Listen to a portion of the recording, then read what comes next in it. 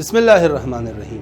اگر بچیوں کی شادی بر وقت نہ ہوئی تو اس سے فرد اور معاشرہ دونوں کے لیے مشکلات پیش آ سکتے ہیں۔ لہٰذا وہ بچیاں جو شادی کی ایج کو پہنچ چکی ہیں یا وہ بچیاں جن کی شادی کی ایج گزر رہی ہے اس مسئلے کے حل کے لیے ان امور کو انجام دے سکتی ہیں۔ نمبر 1، امام علی علیہ السلام فرماتے ہیں کہ جو شادی کرنا چاہتا ہے وہ 2 رکعت نماز پڑھے اور ہر رکعت میں حمد کے بعد سورہ یاسین پڑھے اور نماز کے بعد خدا کی حمد و ثنا میں مشغول ہو جائے۔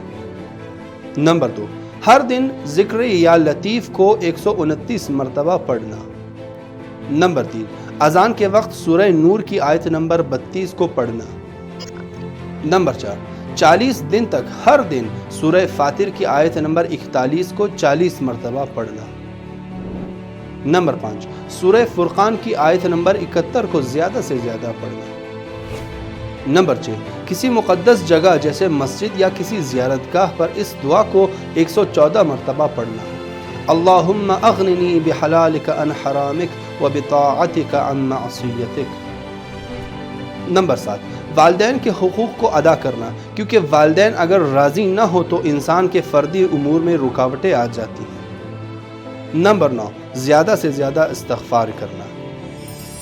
نمبر 10، ائمہ معصومین خصوصاً امام جواد علیہ السلام سے توسل کرنا۔